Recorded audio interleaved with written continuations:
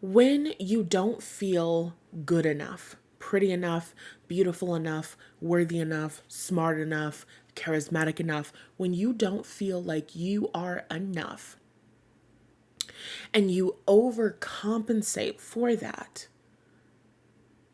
you're trying to work hard to overcompensate for what you perceive to be your shortcomings, you will continue to get a negative result. And then you will go, I was so nice. I worked so hard. I put in so much work. I did this and I did this and I did this. And they still didn't like me.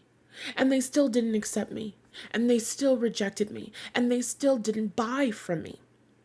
When you are overcompensating, you are working way too hard and you're not going to get the result that you desire anyway. Because, like Beyonce said, it's the soul that needs the surgery. You have to address what's going on at the root cause. So in today's episode, we're going to talk about what does that look like when we're overcompensating? What does that really mean in a practical sense? And what can we do about it? And how does overcompensating negatively impact us and our relationships with others and how other people perceive us and all of that good stuff? And of course, we're going to talk about solutions. Hello, welcome back. It's Monday. You are listening to Naked and Noisy Manifestation Tools for the Professional Woman. I am your host, Natalie Hughes. I am a spiritual consultant. I specialize in, I'm not re-recording this. I'm a spiritual consultant who specializes in business and mindset mentorship. I help professional women to co-create emotionally fulfilled and purpose-driven lives for themselves. I love my work. Let's get into today's episode. So,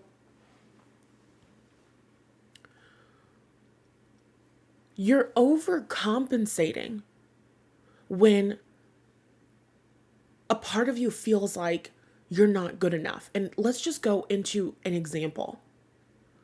I remember many times in my life, but specifically being a freshman in high school. And you're all bright-eyed and bushy-tailed, and you didn't really have that great of a time in middle school. Not just socially, but like with teachers and authority figures and administrators. You just don't really have the greatest track record of all time because you're a little black girl and you're outspoken and you take up space. And also you might have a twinge of the autism or something. And it just seems like everybody is committed to misunderstanding you.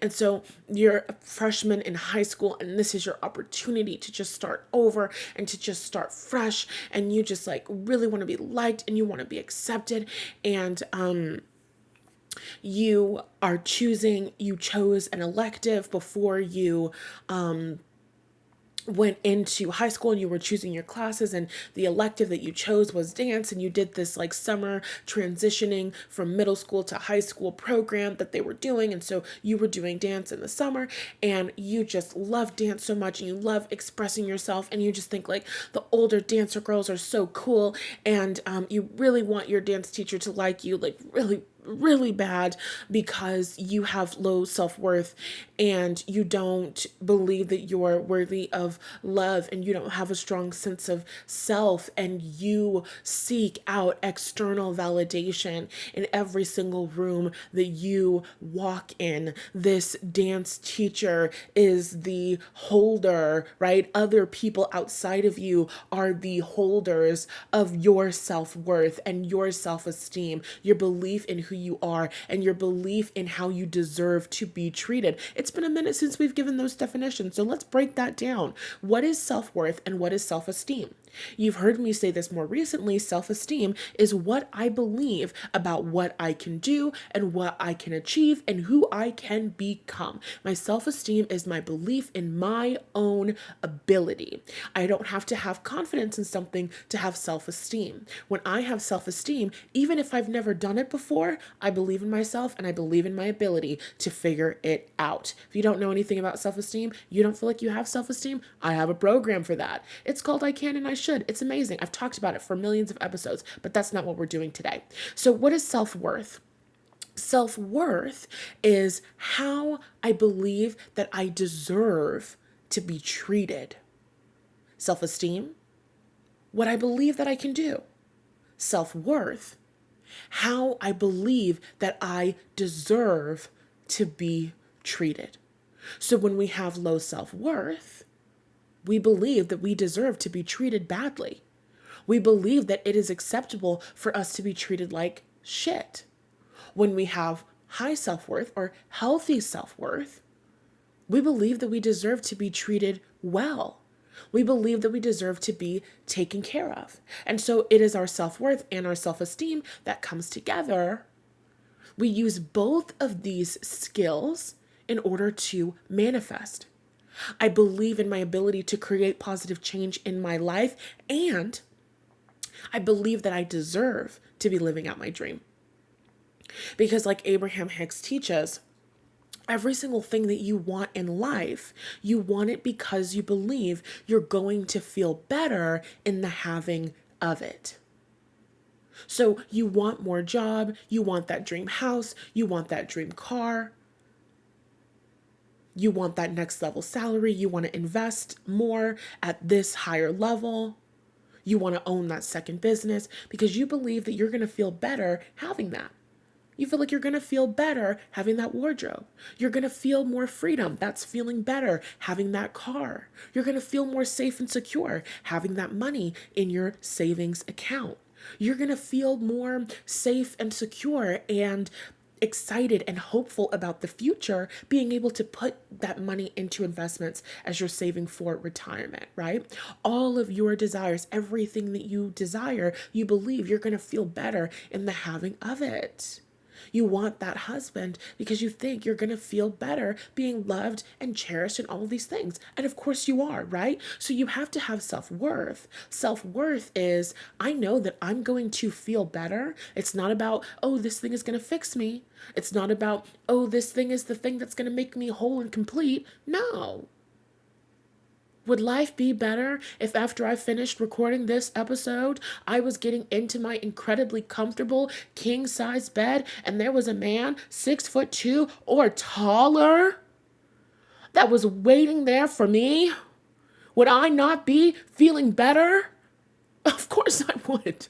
I'm not crying. You are. We don't have time. We don't have time. We don't have time to focus. We don't have time. We don't have time for the dramatics. Focus. Everything that we want because we believe we're going to feel better having it. That's not a crime.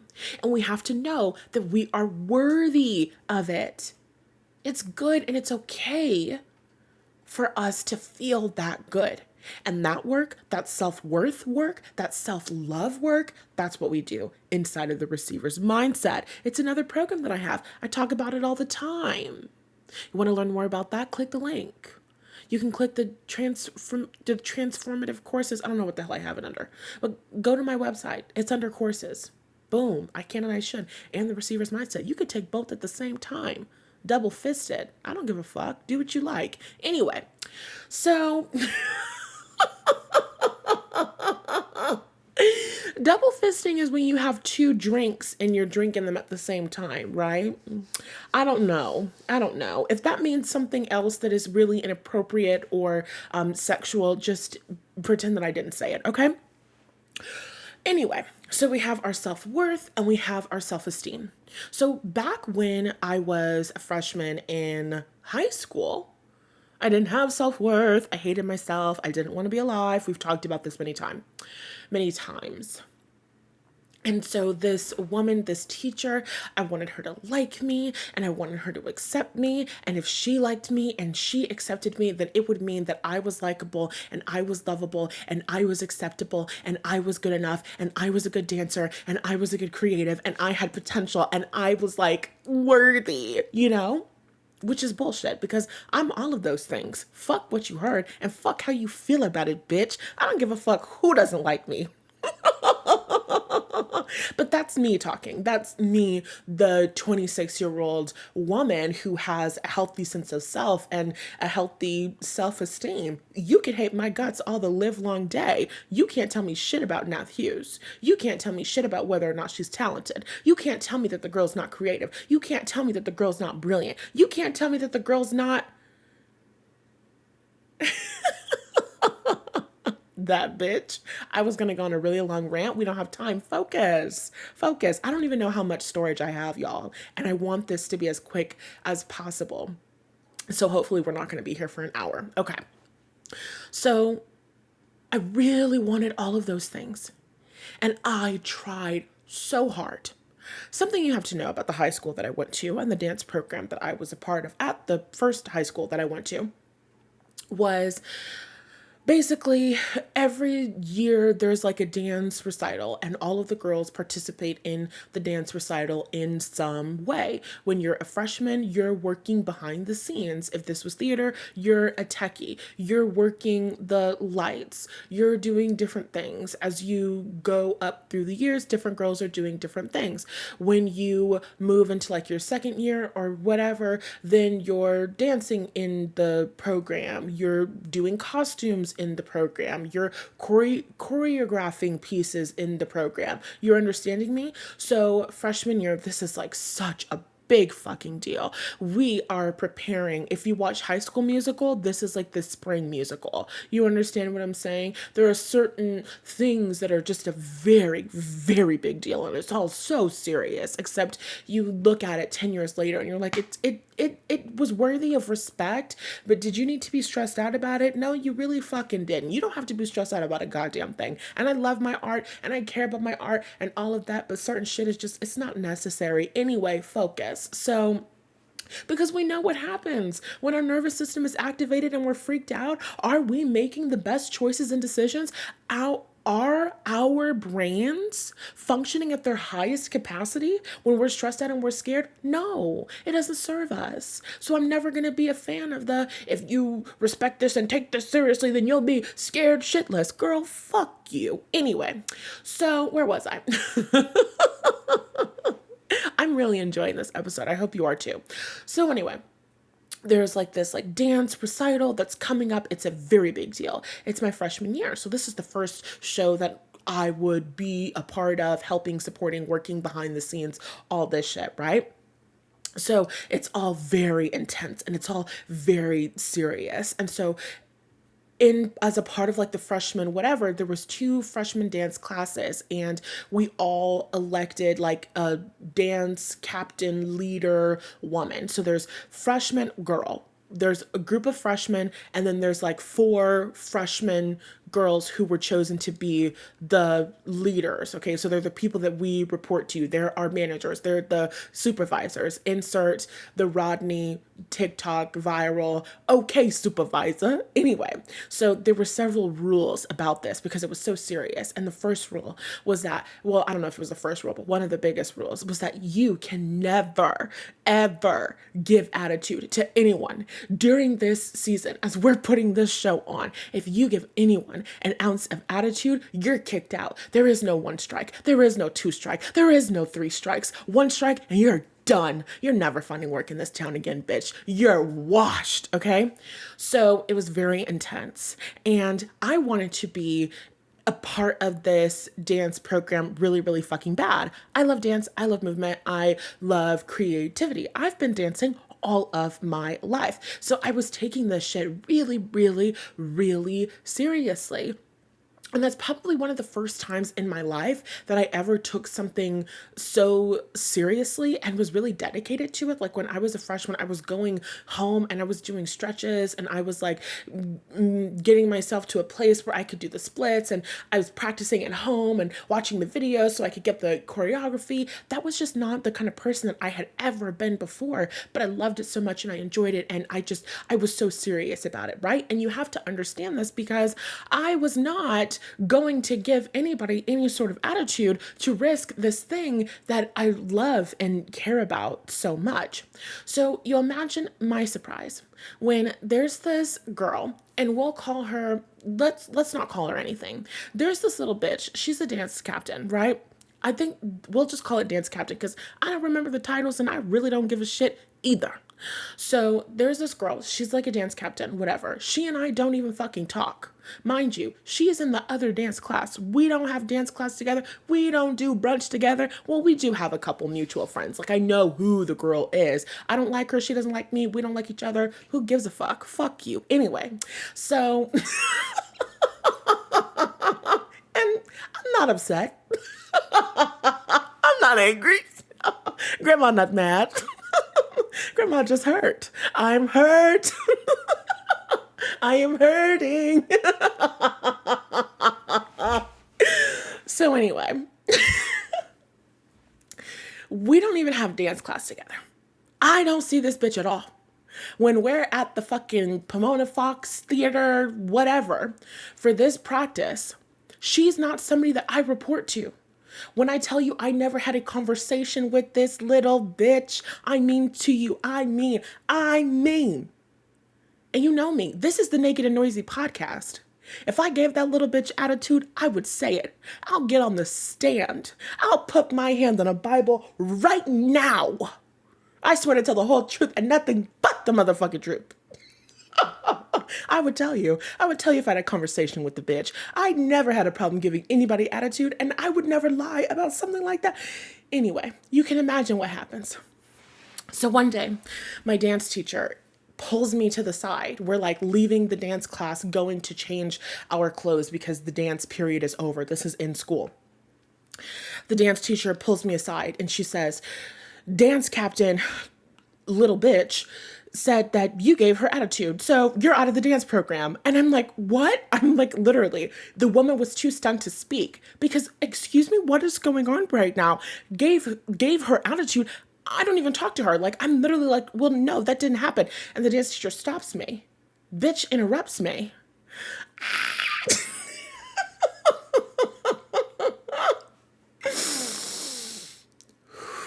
Everybody, let's just breathe. Everybody, let's just take a moment. Let's take a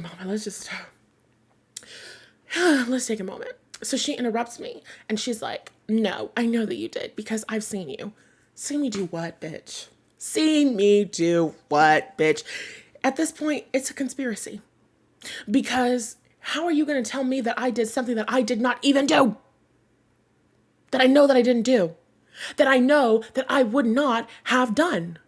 Because again, I was 14 years old and I was very bright-eyed and bushy-tailed, and I was a sort of yes woman, yes young lady that I am not proud of. I would not have done that at that moment in time. Today, well, that's a different story because I would have cussed every motherfucking body out.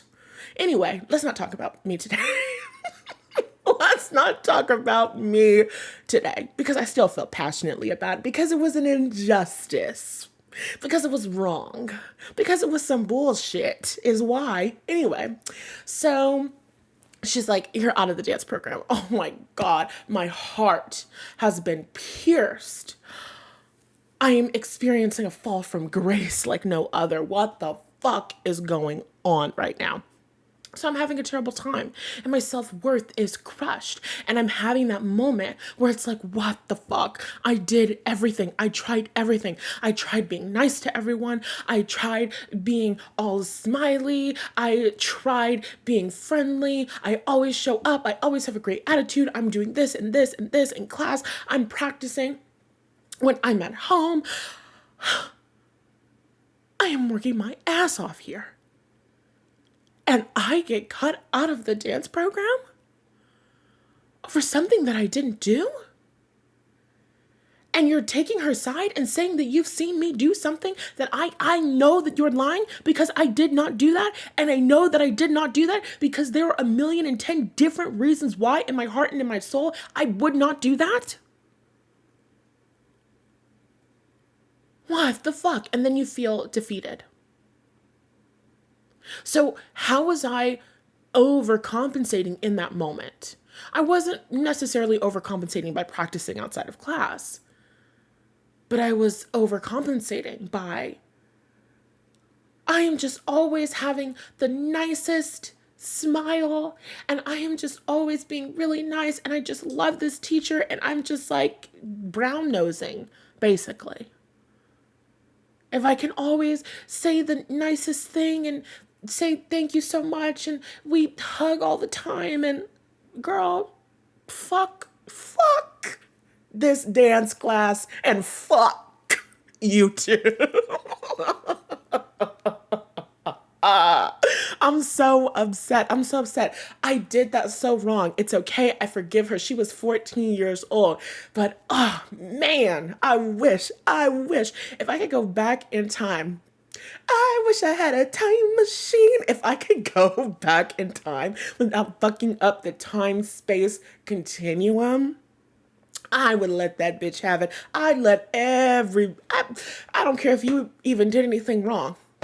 Everybody's getting it. Anyway, I was overcompensating by trying to always be the nice girl. So much so that even if people disrespected me, even if people were mean to me, I always want to be nice to them. You know those experiences with those people where they're like mean to you at first, but then if you're nice enough to them over time, they're like cold frozen exterior like softens, and then all of a sudden they're like nice to you and you're like, "Oh my God, like I'm in. Girl, fuck you. I'm out. I don't give a damn. You want to be a bitch? Be a bitch by yourself. I'm not proving shit to you. I'm not proving to you that I'm someone that you should treat with kindness. Girl, fuck you."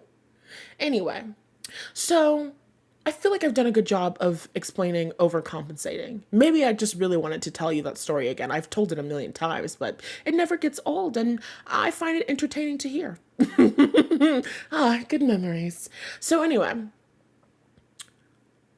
what's going on in those moments when you're doing everything and you're being nice to everyone and people are still picking on you? They're still mean to you. You still get fired. You're still the person that blah, blah, blah. You're like, I don't understand. I was so nice.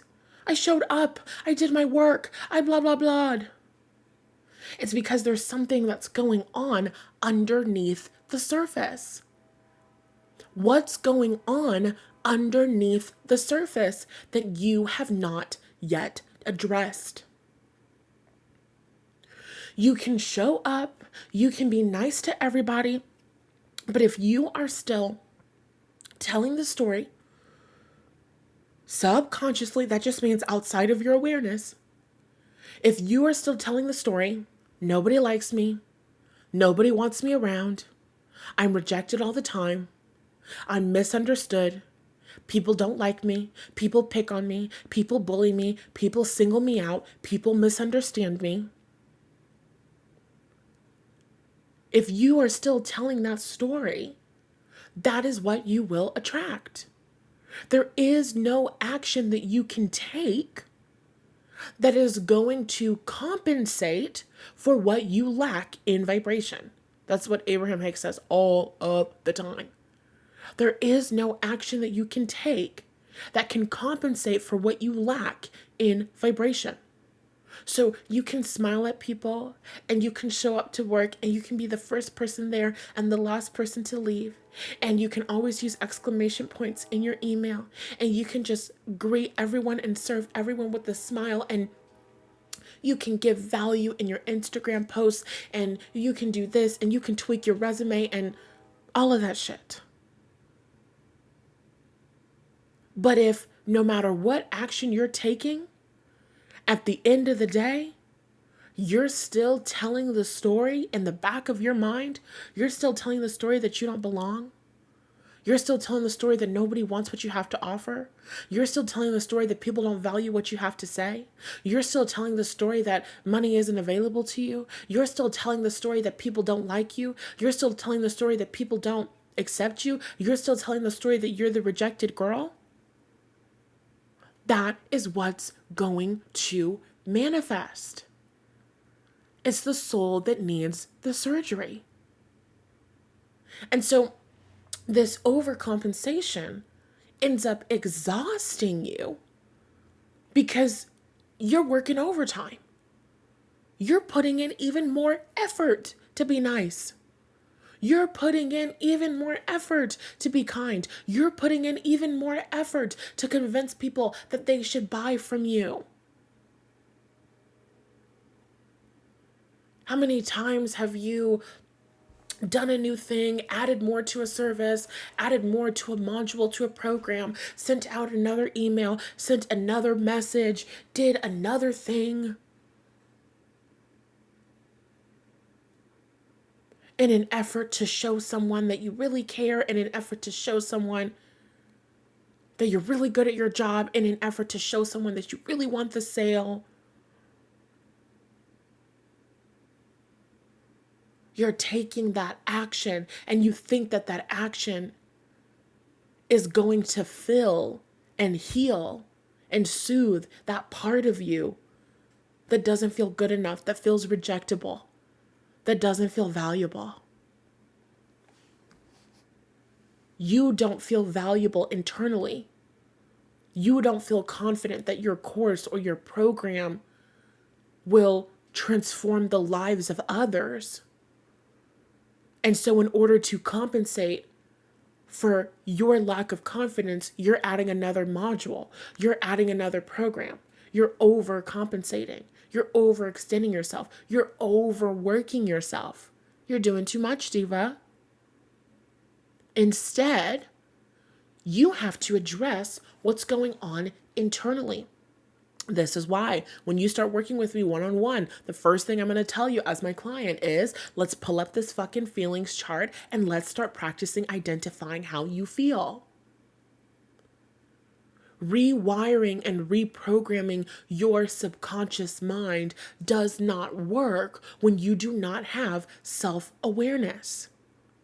Your mindset journey, your manifestation journey is taking the subconscious, making it conscious, bringing your subconscious thoughts into awareness and going, whoa, I didn't even realize that I felt that way. And then going, I'm going to resolve this. I'm going to heal this. I'm going to soothe this. I'm going to release this story. And what story do I want to tell instead? So many people are manifesting, but they're not expanding their self-awareness. And so you're journaling, but it's still avoidance. You're saying affirmations, but it's still avoidance.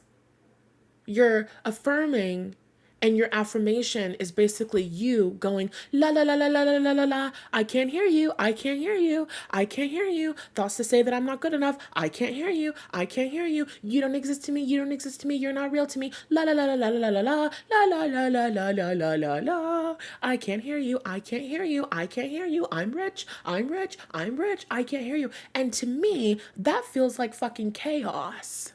To me, that feels like bullshit. I don't know about you. I know there's a lot of manifestation teachers who it works for them. Hey, girl, go off.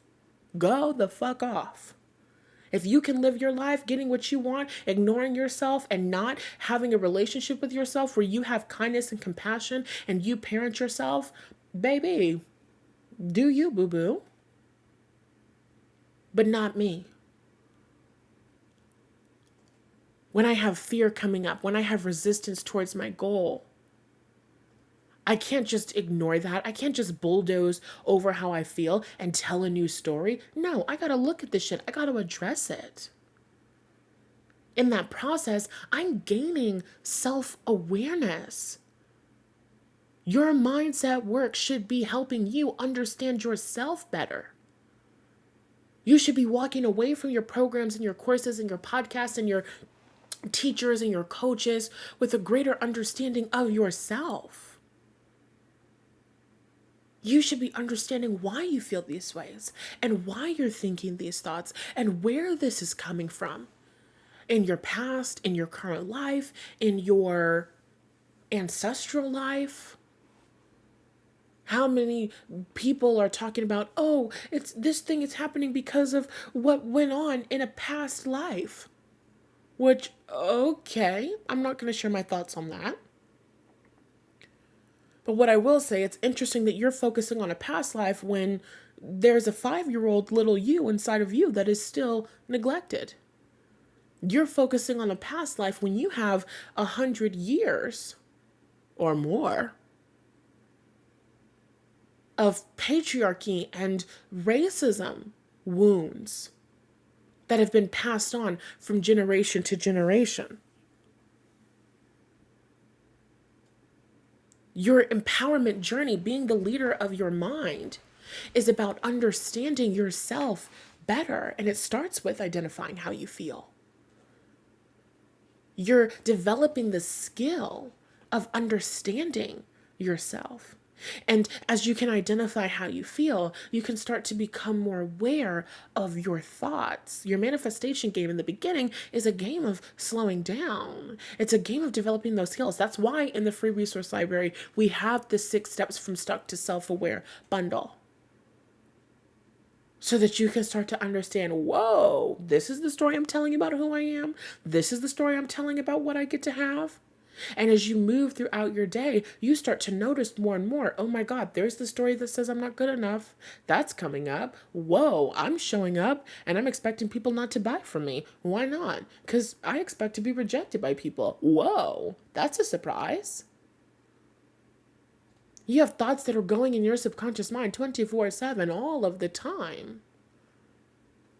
But just because it's subconscious doesn't mean that it's under lock and key. You have access to that. Your subconscious thoughts are just thoughts that you've been thinking all of the time, that the neural pathways are just going automatically when you think about a specific event. When you think about money, there's a neural pathway that gets fired automatically.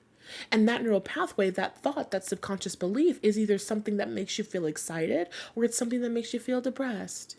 It's something that makes you feel empowered or it's something that makes you feel powerless. Your job is to become aware so that as you think about money, as you think about success, as you think about relationships, you can understand what thoughts are being triggered, what neural pathways are being fired. And as you become aware of it, and you develop the tools that you need to change it, to change your thoughts, well, now you're rewiring your subconscious mind. Now you're building out a supportive mindset. And when you have a supportive mindset, you can see more opportunities in front of you. And on a vibrational level, you're vibrating in alignment with what you desire. Abraham Hicks would say, you are in the receptive mode. That means there's no resistance and your desires can come in quickly and easily.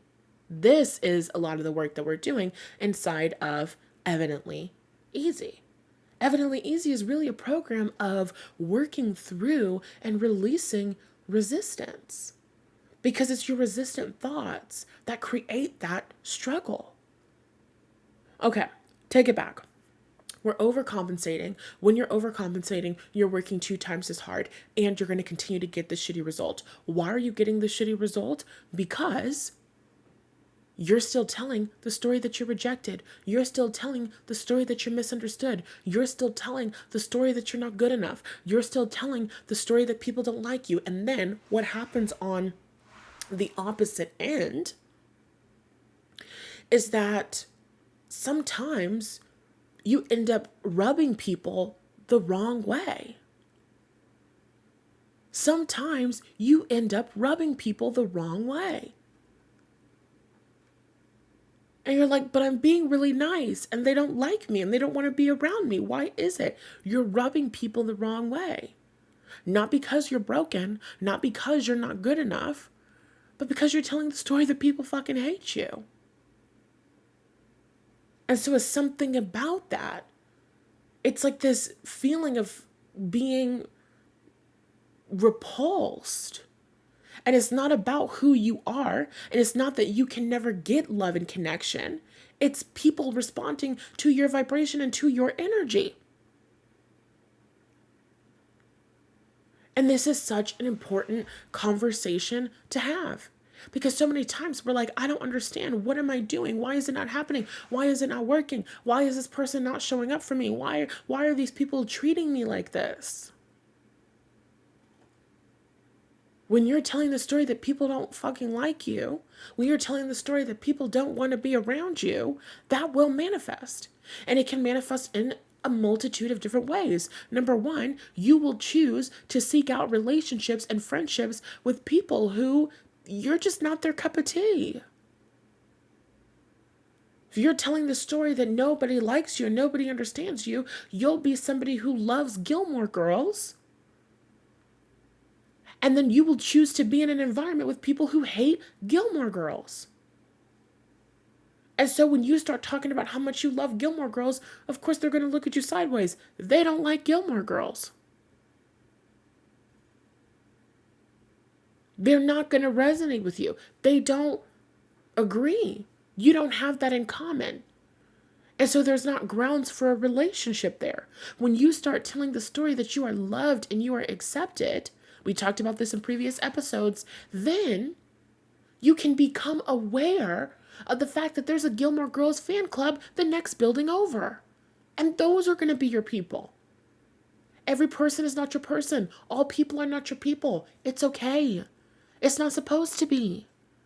We are living in a world with billions of people who have billions of different perspectives, billions of different lives, billions of different childhoods, a whole bunch of songs and music and television and movies that are impacting them, religions, different pastors, different leaders, parents, siblings, cousins, teachers. All of these experiences are impacting them and impacting how they see the world. Everybody is not going to see things from your perspective and your point of view. And that's okay. Everybody is not going to be your person. And this is a little bit of a 2.5, but like, it's something that I've really been accepting a lot. Because I am in the manifestation space. And there's a lot of white women in this space. It's not a crime. It's not a bad thing. It's just the truth. And when I follow a white woman that's a multi-millionaire and she uses her platform to say, I'm friends with people who are on the right and I don't agree with who they voted for, but they have a good heart. That doesn't resonate with me.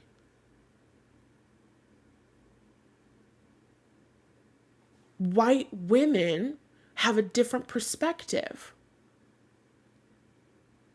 because they haven't experienced racism. They haven't experienced the combination of racism and misogyny. And we could be having conversations about empathy. I don't give a damn. Let's not even go there. About who's empathetic and who's not and whatever. If you having a backbone and standing on your values means that you have to cut off all of your family, maybe somebody would like that. Personally, a bitch like me, what did Kendrick Lamar say? I cut my granny off and she don't see it how I see it. I never gave a fuck, but let's not go there. But that's just me. That's just the revolutionary spirit in me.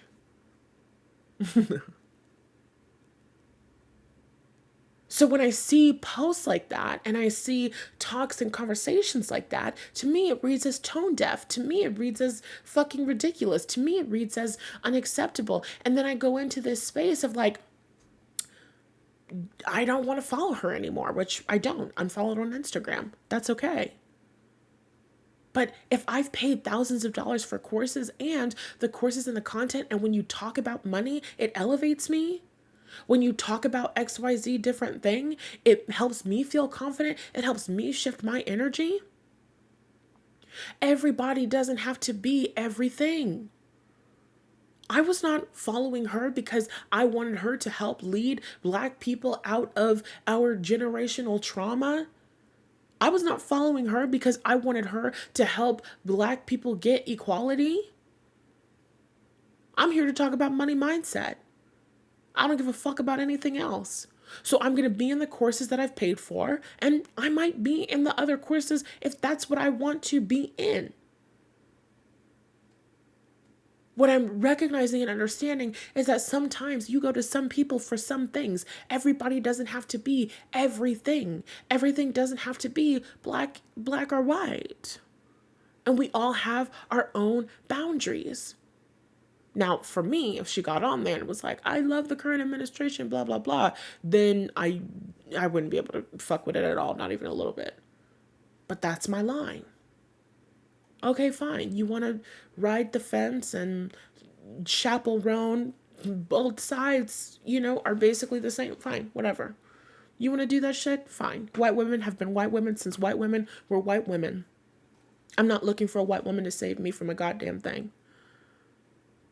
But if somebody is going to teach something and it's going to make me feel elevated, am I going to listen? And as a consequence of me being elevated, do I get to elevate and pour life into my community? And do I get to foster a community where Black women don't have to be in environments where white women are being white women, as they have been since white women have been white women, historically speaking? It's not a personal fucking thing. It's historically speaking. Let's be honest.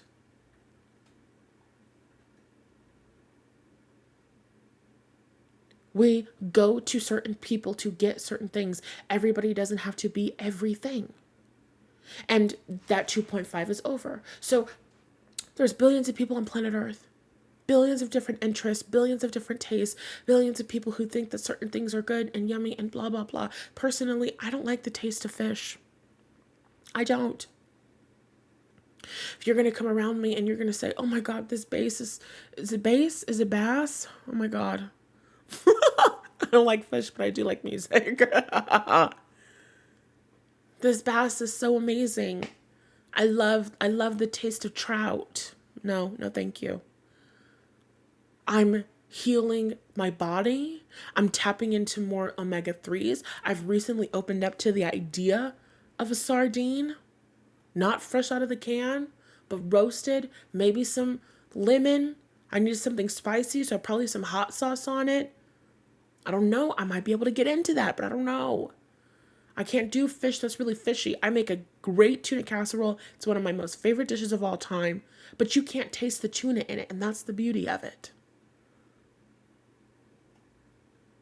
There are some kind of fishy dishes that I can get into, tuna being the number one.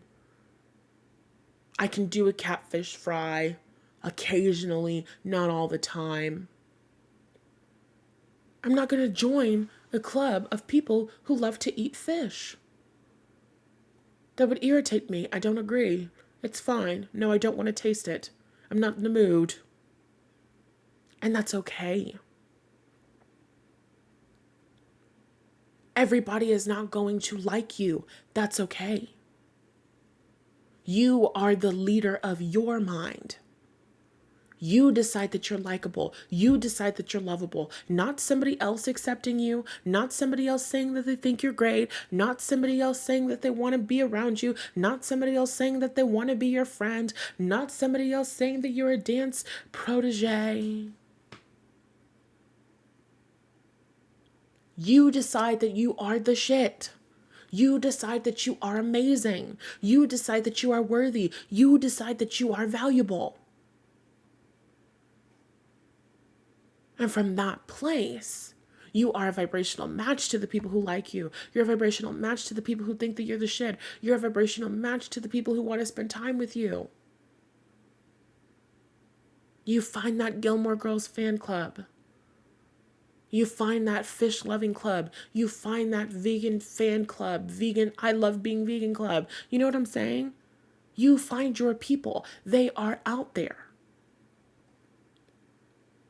But you have to understand that we are always picking up on energy. Even if we don't say it, even if we're not all psychic mediums, we are always picking up on people's energy.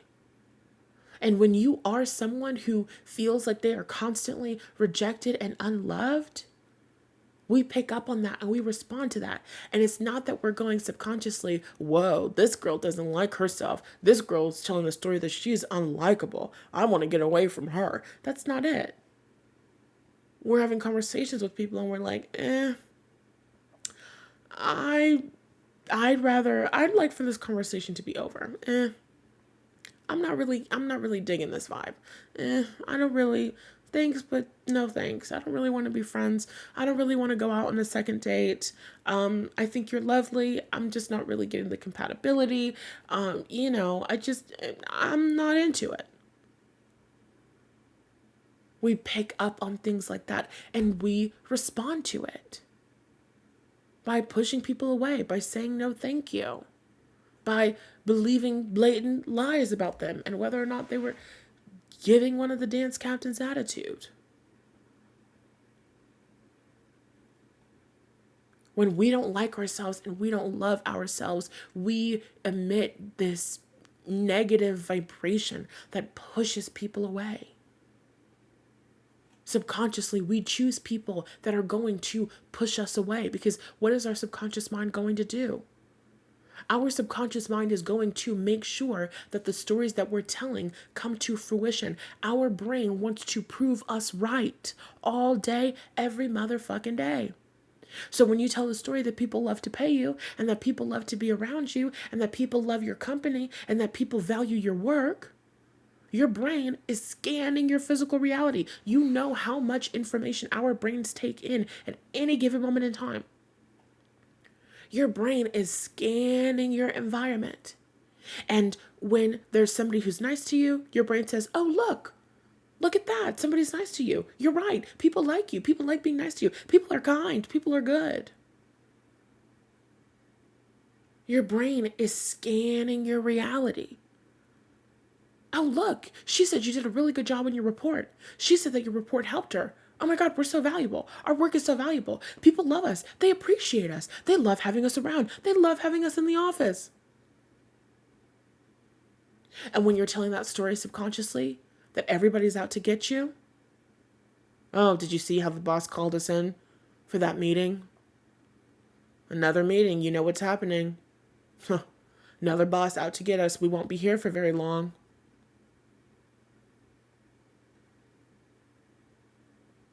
When you're telling the story that people don't like you and you're rejectable. Oh, did you see how her eyes shifted when I asked her that thing? She was rejecting me. She doesn't like me. Did you see how I texted him and I didn't hear back from him the same day? He's rejecting me. I'm not good enough. We are constantly hearing things from other people that they're not even saying. Our subconscious mind is filling in the gaps. And we can take action that doesn't support us as a consequence of that. So being the leader of your mind and not overcompensating starts with loving yourself, liking yourself, accepting yourself first. Being confident in yourself first. Being confident in the value that you bring first. Being confident that the world wants what you have to offer first. And over time, as you build up that story that you're amazing, as you build up that story, as you strengthen those neural pathways that say, I am the shit. My work is amazing. People love to be around me. People think that I'm funny. People love connecting with me. People love being in my energy. I have amazing friendships. I trust women and women trust me. I trust men and men trust me. Men love to be in romantic relationships. Men are so loyal. I am such a lovable woman. I am such a beautiful woman. As you tell that new story, you build that new story out over time, you believe it more. You begin to behave differently.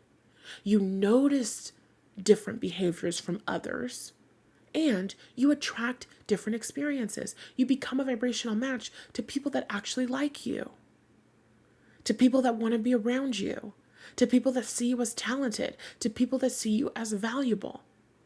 It's the soul that needs the surgery. And maybe there are people who, at one point, they were like, your vibration is off. I'm not really fucking with you. Nothing against you. It's just weird. It just doesn't really feel good. You walk into the room, the vibration dips. I'm not feeling it. As your vibration rises, maybe the temperature changes. Maybe they're like, hey, actually, we would be great friends. We would be wonderful people to hang out with. We have those moments all the time as human beings. We connect with someone, we hang out with them a couple times, we see them a couple times, we're like, I don't know. I don't know if I like this person. I don't know, they're kind of cool. I'm on the fence. But then you get to know them more, you spend more time with them. You're like, wait a second, this girl is actually amazing and I love her so much and I want to hang out with her even more. I know I have that experience. And it's not a personal thing with other people, just in my own life. Sometimes I feel anxious. Can I trust this person? Are they going to get close to me and then invite me on a trip to New Orleans and then try to curse me? Yes, I'm speaking of a real life thing that happened to me. You know what I mean? Sometimes I do have those moments where I have to pull back and I get a little bit scared. And that's okay because it's normal and it's human. And we're all normal and we're all human. But the point that I'm making in today's episode is that how they respond to you cannot determine how you respond to yourself. When your worth is in their hands, you're going to perform for it. Will work for approval. Will work for a purchase. Will work for you to choose me. Versus when you know that you're valuable and you know that you're worthy and you know that you're damn good, even if they disagree, you don't really need to give a damn, do you? I'm not going to do more work. I'm not going to add another module. This is what's inside the program. This is what's inside the course. Either it's something that you value and something that you want to learn, or it's not. And if it's not, that's okay. Because I know that my work is valuable. And I know that I'm called to do amazing work. And I know that women are called into my programs, and I know that my work was made to change the lives of my clients and my customers. It doesn't have to be you. You don't have to sign on.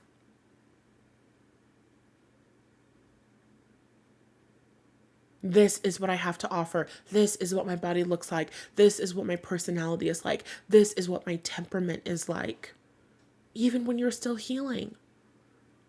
These are the traumas and the triggers that I am still dealing with. And I like myself and I love myself and I accept myself. And I think that I am incredibly lovable. And maybe you're a man who agrees that I'm lovable and I'm worthy and is willing to work with me as I move through XYZ different thing. Maybe you're a man who agrees and wants to invest in a relationship with me, or you're not. Maybe you don't agree that my body is worthy and lovable. That's okay. I'd walk out my house right now, find 10 other that do, and I'm not being dramatic. But that's just me, you know? But seriously, their approval, their response doesn't get to mean anything about you. Because when it does, all of a sudden you're ready to perform. You're ready to do more. You're ready to be more. You're ready to overextend yourself. Then you get into dangerous territory. Then you're getting into losing yourself territory. Don't do that. Well, you can do whatever the hell you'd like, but I wouldn't suggest it. I wouldn't recommend it. You can be who you are. You can be who you are. And you can believe that it's enough. I've been having this experience a lot lately, just in general, just on my channel. I'm giving what I feel called to give, and I'm not overcompensating by responding to everybody's comments on YouTube. I love the comments. I appreciate the comments. If I have the extra energy and the overflow, I'm going to respond to the comments. Sometimes all I have is a like in me, and that's okay. And if you want the tarot reader that's going to give free, amazing readings every single day, Monday through Friday, and who's also going to respond to every comment, that's okay. You go find her. It's not me. If you want the woman that every single time you bring something up and you state an opinion, she says, oh my God, yeah, I totally agree. That's okay. You can go find her. That's not me. If I disagree with a statement, or if I don't feel like something is appropriate, or I feel differently about something, I'm going to express it. Because I'm genuine and I'm authentic. I'm going to express myself in a way that I feel is respectful, of course. But I'm going to express myself. And if you want somebody else who agrees with you on everything, or you want somebody else who agrees with you with some particular thing, that's okay. You can go find that person. There's billions of people on planet Earth, and I like myself, and I love myself, and I accept myself. I'm okay with where I am. I think that I'm good. I think that I'm pretty damn great. So I'm going to honor myself, and I'm going to love myself, and I'm going to accept myself, and I'm going to hold the vision of my people finding me and loving me and accepting me and celebrating me. And of course they will find me. I am living in a vibrational reality. That means my dominant vibration must be reflected back to me in my physical reality as I see myself as lovable and accepted and valued. That has to show up. And I speak from experience when I tell you that it does. How many years was I doing readings? Was I posting on Instagram? 0 sales. I've always been pretty good at getting like tarot reading sales. But even there was a time when that shit was few and far in between. Maybe I would get an influx of sales. Maybe a video would go viral. I would get a couple of sales. I would make a couple $100, and then it would be crickets. I expected my money to fucking yo-yo. I expected sales to be up and down and all around. When I launched my very first program, it was called Elevate into a New Circumstance. I didn't get sales. It wasn't because the program wasn't good. I didn't believe in the program. I didn't believe in the value of the program. I didn't believe in my own ability to sell the program. Over time, as I've practiced believing in myself and believing in the value of my work and building up my confidence, and I tap into the energy of seeing myself as that highly paid woman, that highly sought after woman, baby, it happens. It manifests. I get sales in my business every day.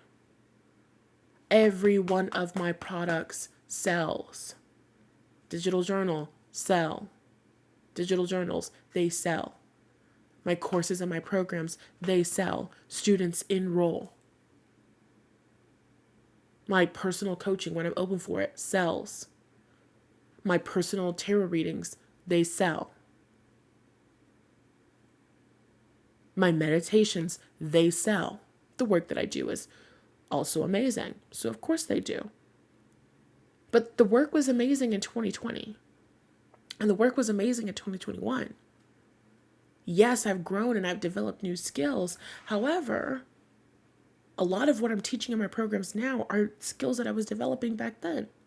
I've always been an amazing teacher. I've always been an amazing reader. But my belief in myself is really what's changed. And my results in my physical reality reflect that change. It's the soul that needs the surgery. Okay? That's what I got for you. Today's episode is brought to you by Evidently Easy, because I was literally in the program when I realized I was overcompensating. I was inside of, what module is this? Because I don't have the modules numbered. I was in module 2 doing the last little portion of module 2, healing the struggle at the root cause. It's journal prompts for healing, overcoming difficulty. Here are 6 rounds of journaling made to help you uncover, shift, and replace the beliefs behind why you expect difficulty and hard work. I suggest being generous with yourself throughout the process. That means take your time. Allow memories to come up. Go through the rounds once a day or a few times each week as you are building out the belief system that you get to receive your desires with ease. When you find yourself feeling like it's too hard or you have to work harder, come back here and do this process again. Keep going through the process until you feel that it's normal and natural to expect ease in your manifestation process. So that's literally the blurb from the beginning of the section. So I was going through the section, first journal prompt, and I realized, oh my God, when I think about having my desired car, when I think about increasing my income, I think I have to work harder. Why do I have to work harder? Because I have to get more eyes on my work. Because I have to convince more people to buy. It's taking me effort, and then I realized, wait a second. I'm thinking that I have to change who I am. I'm thinking that I have to put more energy and effort in order to look better than what I truly am. Because nobody would buy from me now. I can't reach that level of income now. I'm not good enough just on my own. I have to try. I have to work harder. But that's a bullshit lie. Because I'm good enough now. And I'm valuable as I am. And instead of thinking about what I desire and immediately going to, I have to work harder to earn and convince, I know what actually works.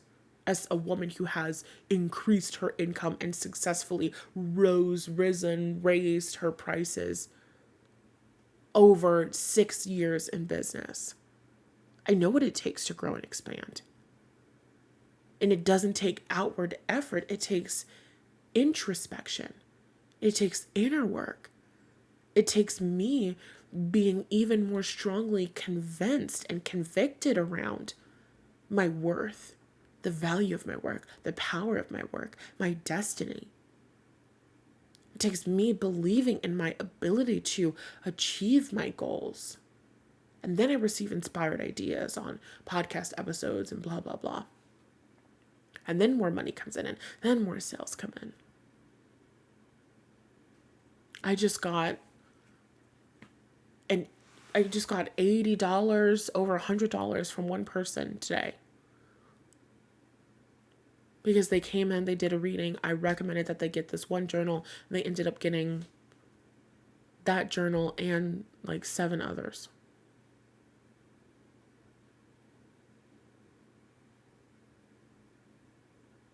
It wasn't hard. It wasn't difficult. It wasn't me putting in a whole bunch more effort. It was as a consequence of the fact that I've been working this program. I've been tapping into ease. Money easily coming in, sales easily coming in, my ideal customers and clients finding me and signing on. I don't know how that woman found me. I didn't know that she would buy the journal. I didn't know that she would buy 8 copies of the different journals that I have. They're on sale, by the way, $10. Link in the description. I didn't know that, but I followed my intuition. It manifested because I'm a vibrational match to it. Because of how I show up for myself. Not because I'm working hard to convince people that I'm really good and they should pay me. Okay? I'm done talking. Check out Evidently Easy. It's an amazing program. The sale is over, but the course is still open for enrollment. And I tweaked the payment plan so you can join today for as little as 75 buckaroonies. Okay, you guys? I love you so, so much. And if you feel called to enroll in Evidently Easy, I cannot wait to serve your socks off. This is one of the greatest programs that I've ever created. All of my programs are one of the greatest programs that I've ever created, but I love Evidently Easy. She's a different kind of beast. She is a training bundle, and she she transforms like a course. I keep describing it as an exercise packed program, and that's what it is. My bigger, more full blown courses, they have more trainings in them. They have more videos. They have more audios, right? When you join the receiver's mindset, you have the pre work program, which is like 5 hours worth of videos on tapping into more satiation and satisfaction in your life and recognizing that your desires are your destiny. The receiver's mindset is packed with trainings and videos and mindset shifts. Evidently Easy has powerful trainings and mindset shifts, but they're shorter, they're easy to digest, and the exercises, they take you in there. It's a program where you can get in there and you can get out of there. You show up, go through one section of the first module, do the journal prompts, and then the next day, do the next section and the journal prompts. And over time, you will see that change and progress. I personally am going into the modules right now and continuing to rework the ones that are shifting me the most. Like, I'm in the raising your price, raise your confidence one. That's in the expecting success module. That audio is really, really good. And I'm also in the highly paid and highly sought after workshop. Those are the two that I'm in the most frequently right now. And today I decided to do something different and get into the healing the struggle at the root cause portion of the course. Long story short, it's amazing. It's powerful. It is a program that packs a punch. I love this shit. And if you liked this episode and you like my teaching style, you'll probably love the course too. Okay, I'm done talking. I love you. Remember at the beginning of this when I said that it was going to be a really short, sweet episode? That was so funny. Okay, let's hope I have space. I love you. Bye.